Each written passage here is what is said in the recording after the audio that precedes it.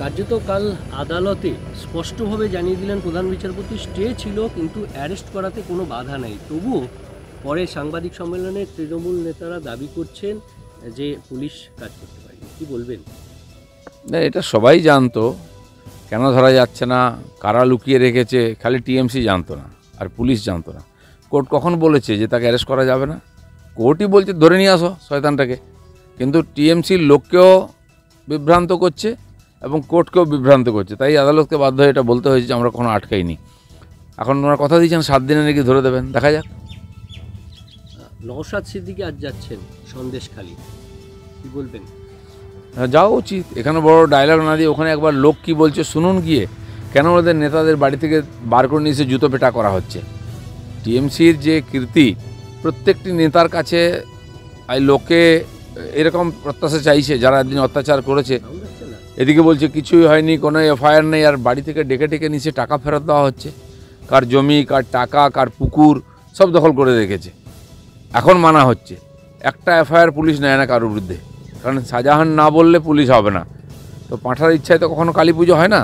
আজ যখন এফআইআর নেওয়া শুরু হয়েছে, ডজন ডজন এফআইআর শুরু হয়ে গেছে। ডিজিকে ডেলি জার্নি করতে হচ্ছে, ডেলি প্যাসেঞ্জারি করতে হচ্ছে। কেন এই পরিস্থিতি তৈরি হলো?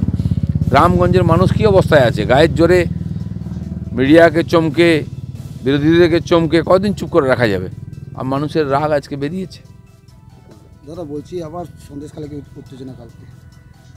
সন্দেশখালীর উত্তেজনা খালি গিয়ে পুলিশ গিয়ে চমকালে বন্ধ হবে না।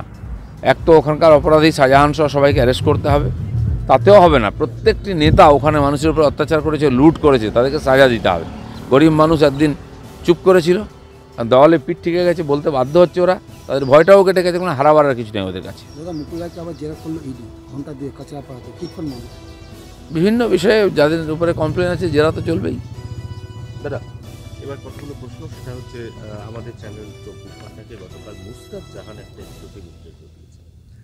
তিনি বলছেন যে দল তাকে ওখানে যেতে বারণ করেছিল, কারণ তিনি তো ওখানকার কিছু জানেন না। ওখানে যে একটা সমান্তরাল প্রশাসন চালাচ্ছিল শাহজাহান এবং তার সঙ্গী সাথী শিবু হাজরা, উত্তম সর্দার, এরা উনি জানতেন না। উনি যতবার ওখানে গেছেন সমাজসেবা করতে গেছেন, কিন্তু এই প্যারালাল সমান্তরাল প্রশাসন সম্পর্কে কিছু জানা ছিল না বলেই উনি সন্দেশখালী ইন্টেনশনালি যাননি। না, কেন উনি লোককে কথা দিয়েছিলেন? উনি এমপি হয়েছেন, মানুষ ওদেরকে ভরসা করে ভোট দিয়েছে, আর উনি কিছুই জানেন না, কোন জগতে থাকেন। উনি পার্লামেন্টেও যান না, উনি নিজের ক্ষেত্রেও যান না, লোকে ওনাকে খুঁজছে। আর টিএমসি এই ধরনের লোকেদের নিয়ে এসে মানুষকে ধোঁকা দিয়েছে।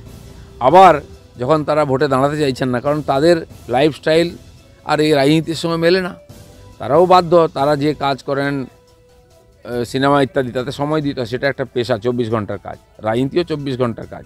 তাদের মুখ দেখিয়ে ভোট নিচ্ছে টিএমসি, আর মানুষকে পরিষেবা থেকে বঞ্চিত করছে। দেবকে নিয়ে বিতর্ক তৈরি হয়েছে, মিমি বলছেন আমি আর এর মধ্যে নাই, কারণ মানুষের যে চাপ সেটা নিতে হয়। তো টিএমসি তাদেরকে বোর্ডে করে জিতছে, তারপর মানুষকে বোকা বানাচ্ছে। সাধারণ মানুষের ভাবার দরকার আছে। দেবদেবী দেখে, সুন্দর মুখ দেখে যদি ভোট দেন, তাহলে এই ধরনের ঘটনাই ঘটবে বারবার। আমি টিকিট পাই বা না পাই, আমি আর বসিরহাটের সাংসদ থাকি বা না থাকি, দিদি সবাইকে দেখবেন, দিদি মহিলা, ওনার সব দিকে নজর আছে মুস্তাফ জাহান। দিদি মহিলা বলেই তো মহিলাদের দুর্দশা হয়েছে, বছর পর বছর অত্যাচারিত হয়েছেন। উনি একজন মহিলা, ওনার দায় নেই মহিলাদের কথা শোনা? উনি যদি নিজেকে আলাদা বলছেন, তো গিয়ে ওখানে কথা বলা উচিত, কেন বলেননি?